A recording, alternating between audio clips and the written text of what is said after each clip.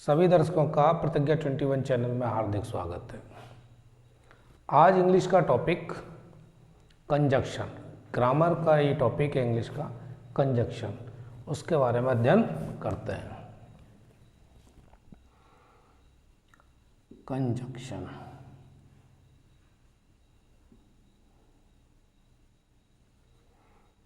ये कंजक्शन क्या होता है, इसको हिंदी में समझने से पहले अंग्रेजी में ही समझ लेते हैं पहले, उसके बाद आते हैं हिंदी में। अ कंजक्शन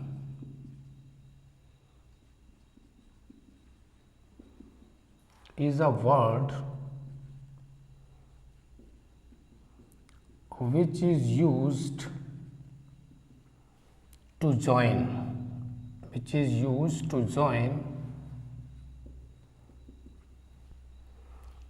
together sentences and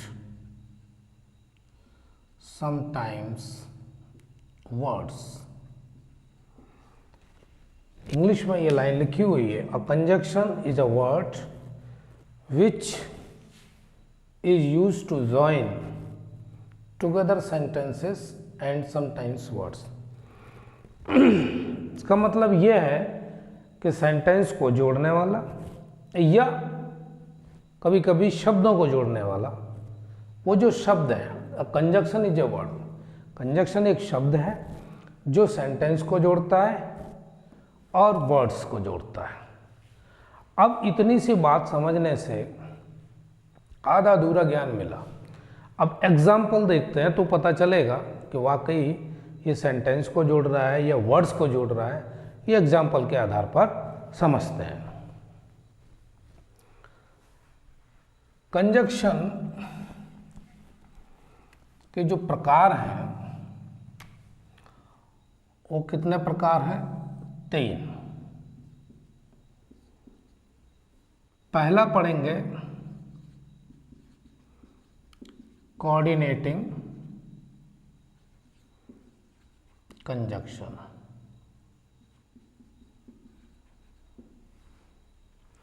ये तो पहला प्रकार हो गया। दूसरा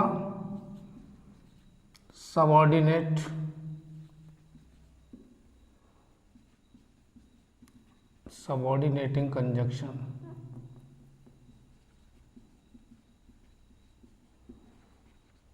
और तीसरा प्रकार पढ़ना है कोरिलेटिव यानी पेयर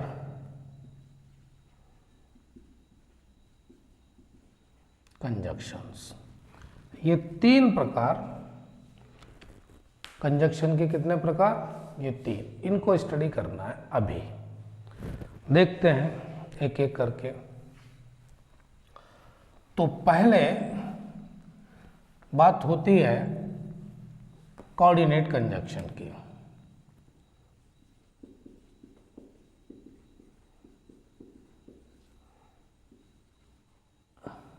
कोऑर्डिनेट कंजक्शन, जो कोऑर्डिनेटिंग का मतलब क्या हुआ?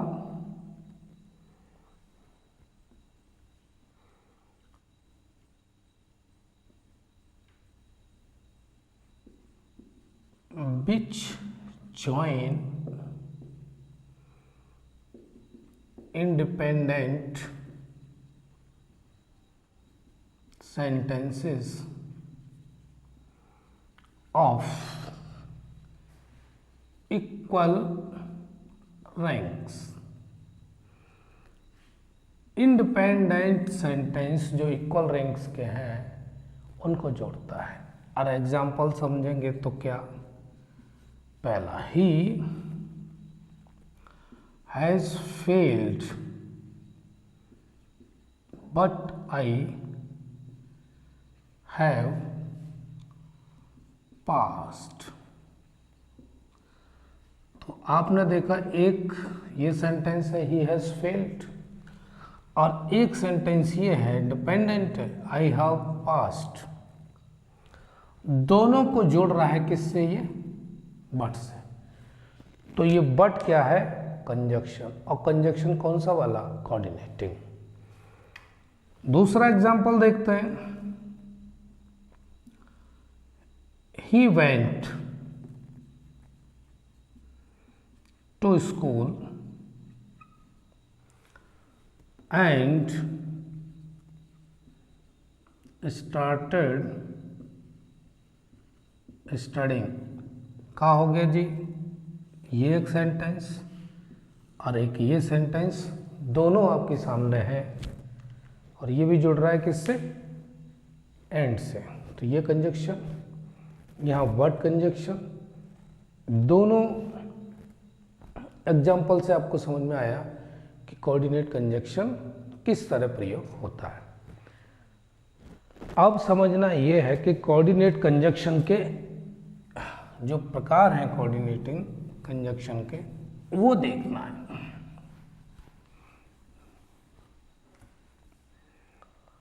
तो कोऑर्डिनेटिंग कंजक्शन के जो प्रकार हैं उसमें नंबर 1 पर आता है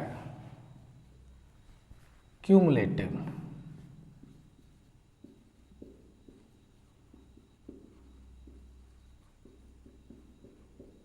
कौन सा प्रकार? Cumulative conjunction. संचयी, क्या समझेंगे इसको? संचयी, जोड़ने वाले शब्द। अब बेहतर यह है कि इसको एग्जाम्पल से समझा जाए। एक एग्जाम्पल लिया, Ravi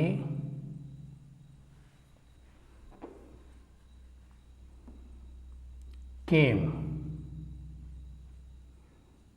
and went away immediately.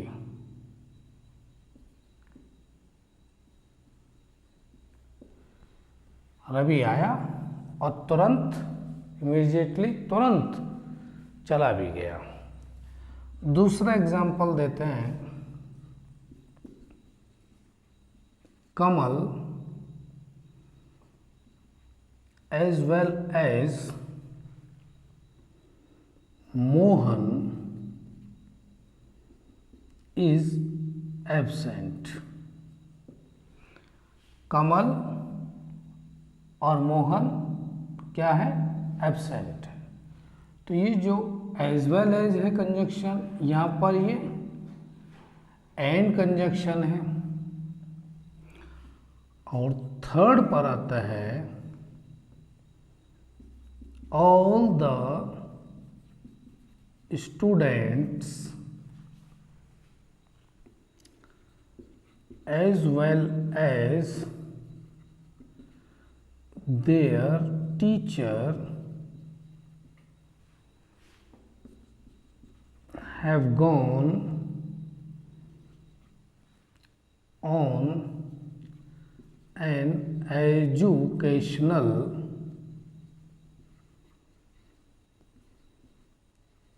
excursion। इसका मतलब है शैक्षिक भ्रमण, शैक्षिक अभियान, सॉरी। अब यहाँ पर एंड आपने समझा, फिर हमने एज वेल एज का एग्जाम्पल दिया। उसमें क्या है? Kamal as well as Mohan is absent. As well as लगा हुआ है, इसके बिल्कुल आगे जो सब्जेक्ट होगा उसके हिसाब से वर्ब लगेगी। यानी ये सिंगुलर में है तो ये सिंगुलर में। अब यहाँ पर देख रहे हैं all the students as well as their teacher have gone. ये मैंने हैव लगाया है, वो क्यों लगाया है? क्योंकि इसके आधार, ऑल द स्टूडेंट्स के आधार पर ये जो वर्ब का प्रयोग किया गया है, हेल्पिंग वर्ब का। यहाँ पर सिंगुलर वर्ब प्रयोग नहीं हुई है बल्कि प्लूरल में यूज हुई है। तो ये एज वेल एज। तो आपको कंजक्शन दो समझ में आए, एक एंड समझ में आया, एक एज वेल एज समझ में आया, और किसका आया? कोऑर्डिनेटिंग कंजक्शन में क्यूमुलेटिव कंजक्शन के जो पहला प्रकार है उसके बारे में। अब देखते हैं next example. As well as के बाद कंजक्शन कौन सा सीखते हैं?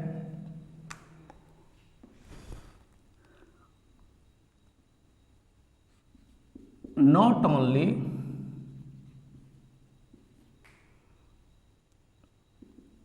और ये बट आल्सो, ये भी इसी की कैटेगरी में आता है। तो इसका एग्जाम्पल क्या है?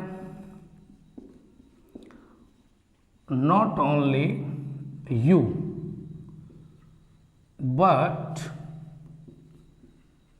योर पेरेंट्स, सॉरी कंपेनियन लिखिए,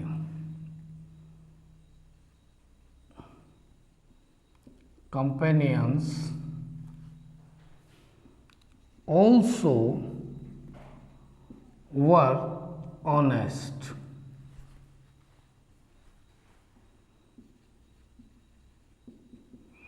अभी सेंटेंस है not only you but your companions also were honest. केवल तुम ही नहीं बल्कि तुम्हारे साथी भी क्या है? ऑनेस्ट, ईमानदार है। तो ये जो नॉट ओनली बट आल्सो है, ये भी क्यूमुलेटिव कंजक्शन में प्रयोग होता है। एक एग्जाम्पल और देखते हैं इसी का। Not only they but their parents also going to the fair. Fair means मेला। नॉट ओनली दे, केवल वही नहीं बल्कि उनके माता पिता भी कहाँ जा रहे हैं? मेला।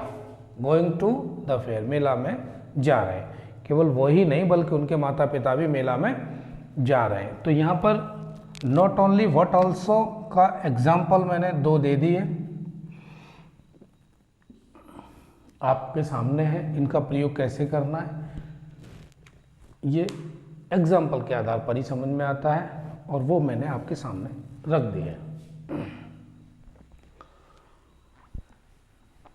एंड समझ में आया, एज वेल समझ में आया, एज वेल एज, और नॉट ओनली बट आल्सो। इसके आगे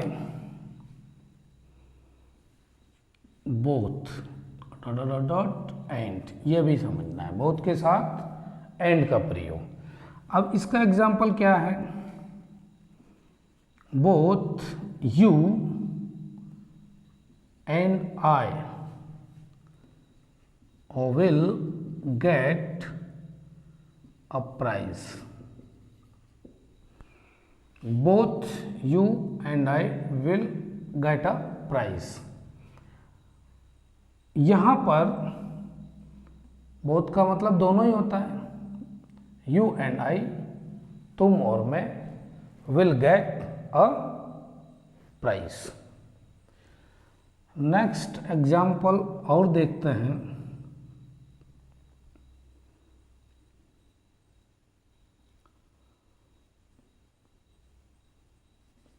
All the family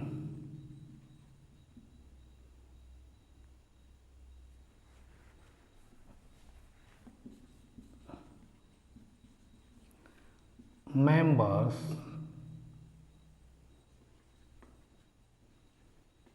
were out, then mother fell ill. All the family members were out, then mother fell ill. तो यहाँ पर कंजक्शन then का प्रयोग किया गया है। All the members were out, सारे फैमिली के मेंबर बाहर थे। देन तब मदर विल फेल इल, बीमार हो गई। तो एक देन, एक बोथ और एंड वाला समझ में आया। और एक अगला और बताते हैं, it rained then people took a sigh of relief. sigh of relief का मतलब है चैन की सांस। कहने का मतलब है इट रेन्ड, जब बारिश हुई, इट रेन्ड माने बारिश हुई, तब लोगों ने चैन की सांस ली। जब बारिश हुई तब लोगों ने चैन की सांस ली। तो यहाँ पर भी ये देन कंजक्शन का प्रयोग किया गया है। तो आपको समझ में आया, एंड समझ में आया, एज वेल एज समझ में आया, बोथ एंड समझ में आया, देन आपको बताया मैंने। आगे देखते हैं। एक कंजक्शन है वेल, इसका क्या प्रयोग और कैसे ये भी देखिए। You have an urgent piece of work. Well, you can go now. You have an urgent piece of work, यानी तुमको बहुत ज़रूरी काम है, तब you can go now, जा सकते हो, तुम जा सकते हो। तो यहाँ पर ये जो शब्द आया है वर्ड वेल, ये भी क्या कंजक्शन की तरह काम कर रहा है और क्यूमुलेटिव कंजक्शन की तरह। तो आपको ये समझ में आया कि क्यूमुलेटिव कंजक्शन में कौन कौन से शब्द आ रहे हैं, वो कंजक्शन का काम कर रहे हैं। अब दूसरा प्रकार समझते हैं जी। कोऑर्डिनेटिंग कंजक्शन में दूसरा प्रकार, सेकेंड टाइप का क्या है, अल्टरनेटिव कंजक्शंस। इसमें कौन कौन आते हैं, थोड़ा सा ये भी समझ लें। नाइदर नॉर, आइदर और, नॉर या और, उसके बाद अदरवाइज, एल्स, ये शब्द कंजक्शन की तरह प्रयोग होते हैं। कहाँ होते हैं? अल्टरनेटिव कंजक्शन की तरह। अब एग्जाम्पल देखते हैं, एक एक एग्जाम्पल से समझ में आ जाएगा। पहला एग्जाम्पल लेते हैं, ही विल आइदर स्टडी और लीव होम। या तो पढ़ाई करो, या तो वह पढ़ाई करेगा या घर छोड़ देगा, यही मतलब है। तो यहां पर आइदर और। दूसरा सेंटेंस, आइदर यू और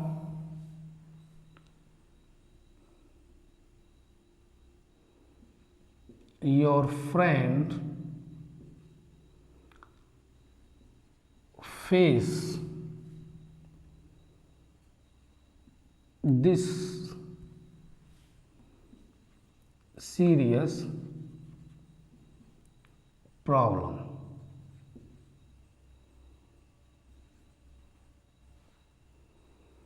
Either you or your friend face this serious problem. तीसरा एग्जाम्पल लेते हैं, नाइदर वाला। Neither you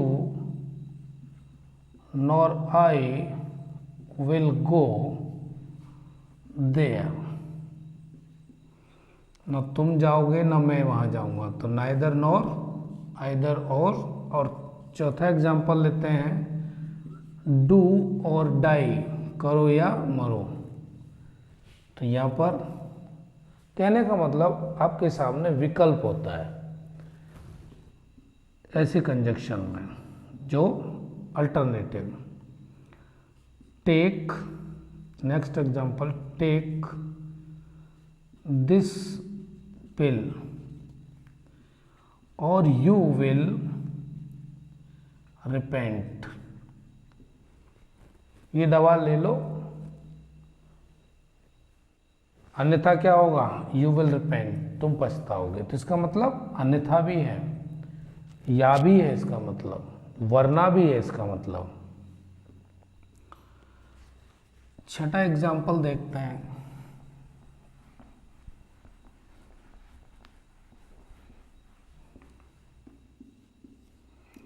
halt, halt माने रुको, else you will be killed, halt else you will be killed, रुको अन्यथा मारे जाओगे। क्या लिखा है, halt else you will be killed, रुको अन्यथा मारे जाओगे। तो इसका प्रयोग, ये कंजक्शन। एक एग्जाम्पल और देखते हैं।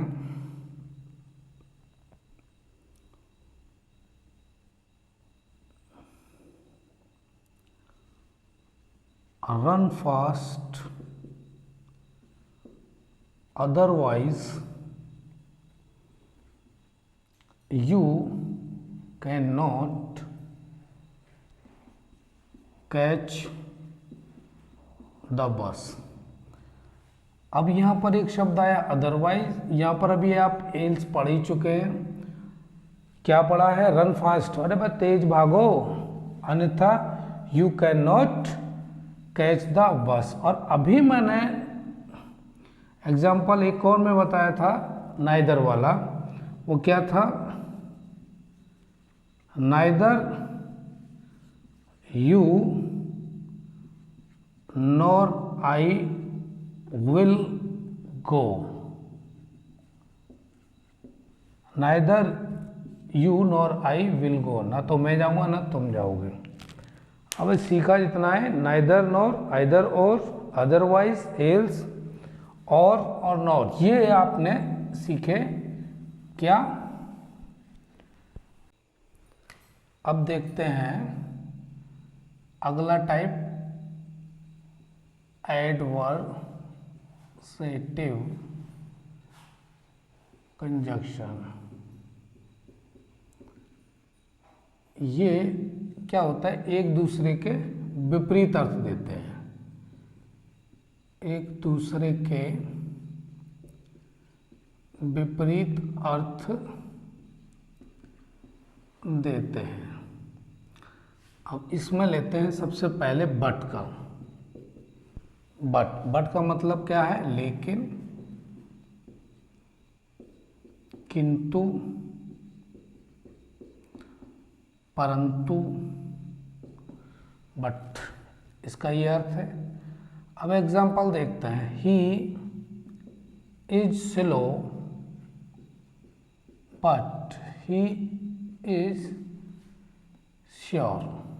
तो यहाँ पर जो बट का कंजक्शन है, बट नाम का जो कंजक्शन है, वो क्या विपरीत अर्थ में प्रयोग हो रहा है, he is slow but he is sure. ये पहला। दूसरा एग्जाम्पल देखते हैं, ही हैज फेल्ड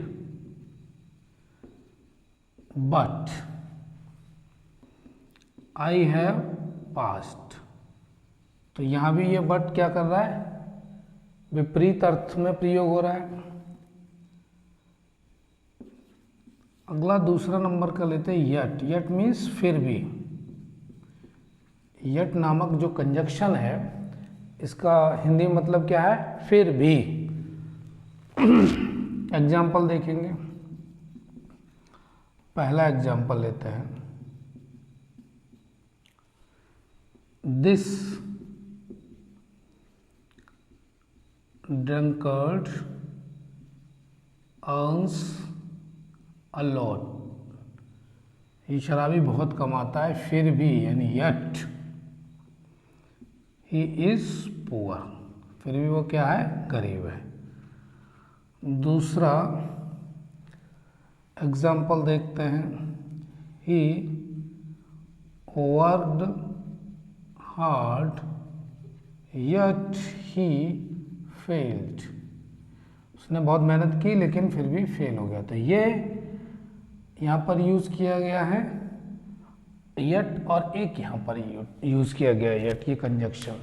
तो यहाँ भी मतलब समझ में आया, yet का मतलब फिर भी, बट का मतलब लेकिन, किंतु, परंतु। अब आगे देखते हैं तीसरे नंबर पर हम लेते हैं किसको, स्टिल। और स्टिल का मतलब भी क्या होता है, फिर भी। इसको एग्जाम्पल से समझते हैं। Julius Caesar was no more, still he remained great। हालांकि वो मर गया लेकिन जूलियस सीजर फिर भी महान रहा। दूसरा एग्जाम्पल और देखते हैं। I was annoyed, still I kept quiet।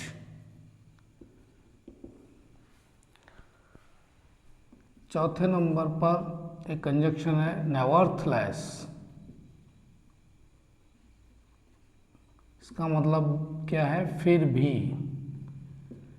नेवर्थलेस का भी मतलब क्या है, फिर भी। अब इसका एग्जाम्पल देखते हैं।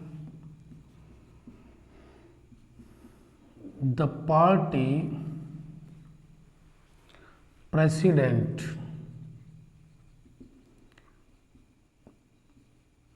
has done a great harm to the party,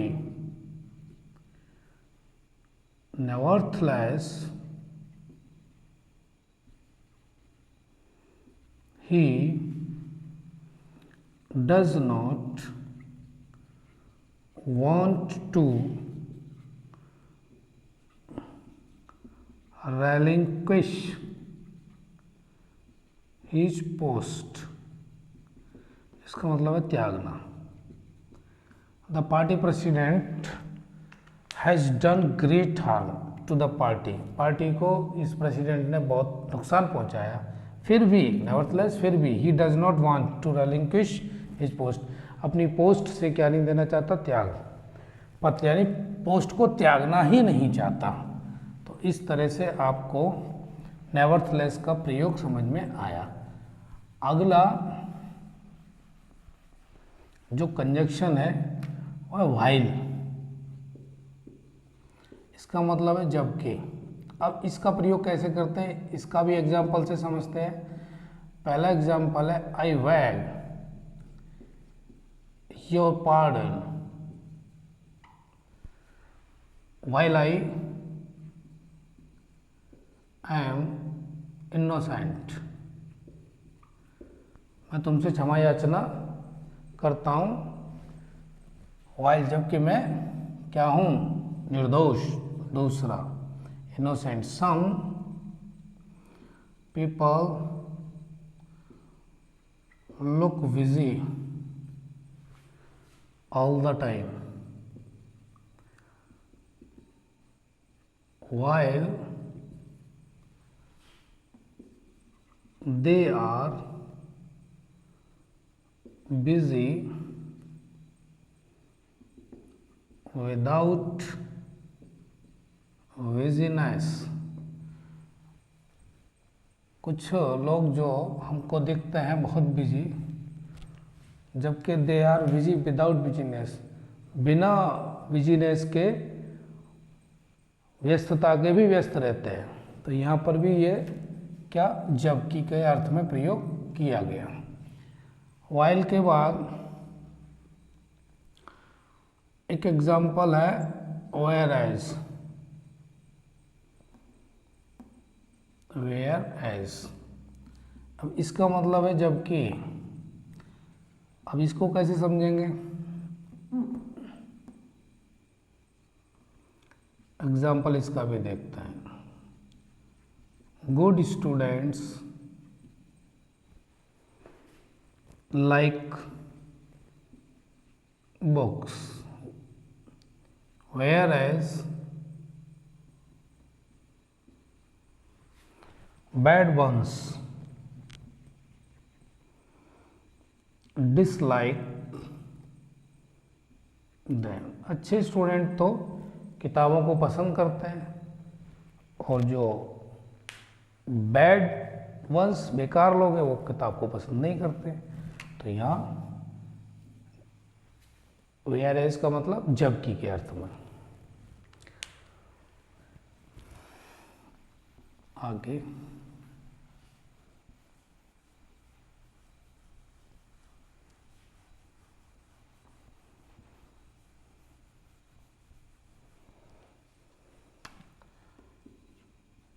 illative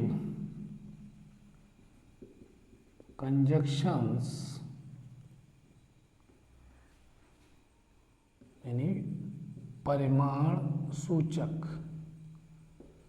अब ये कौन कौन से हैं? सो, देयरफॉर, हैंस और फॉर। एग्जाम्पल से समझते हैं। He is rich so he cares nothing. वह धनवान है इसलिए किसी की परवाह नहीं करता। तो ये जो वर्ड सो है ये कौन सा कंजक्शन है?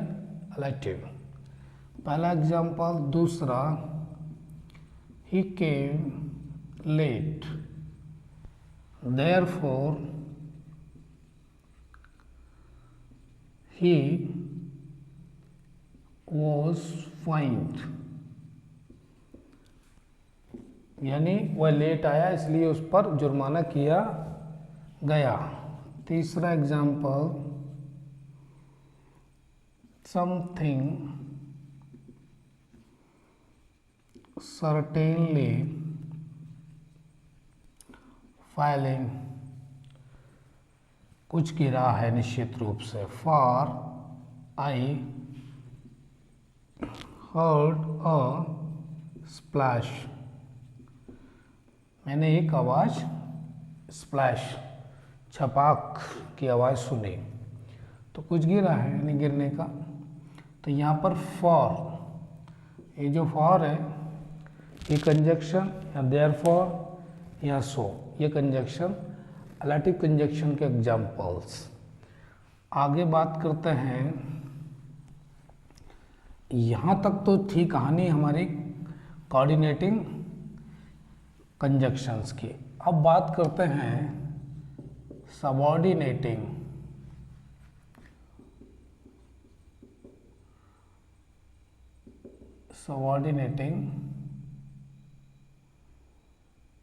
कंजक्शन।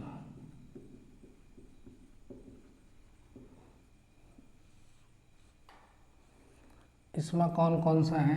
एक तो बिफोर है,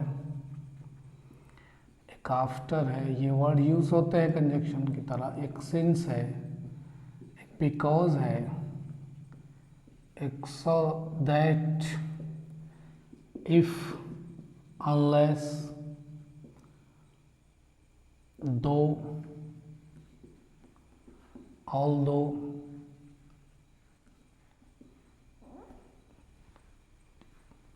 ये कुछ मेन सबऑर्डिनेटिंग कंजक्शन की तरह प्रयोग होने वाले शब्द ये मैंने दिए हैं। अब इनके एग्जाम्पल्स है, समझ लेते हैं। पहला एग्जाम्पल लेते हैं। The patient had died before the doctor arrived, doctor के आने से पहले मरीज मर गया। आई रिटर्न, दूसरा example, I return home, I return home after he had gone, उसके जाने के बाद में घर लौटा। तो यहाँ पर ये आफ्टर वर्ड यूज किया गया है। तीसरा example, I shall help you since you are here. जब तुम यहाँ पर होगे, आई शैल हेल्प यू, मैं तुम्हारी सहायता करूँगा। तो यहाँ पर ये सिंस सबऑर्डिनेटिंग कंजक्शन की तरह यूज हुआ है। अगला example, he may enter as he is a friend. यहाँ पर as, he may enter as he is a friend, वह आ सकता है किस तरह से, दोस्त की तरह से। ये कुछ एग्जाम्पल्स, और आगे देखते हैं सबऑर्डिनेटिंग कंजक्शन के।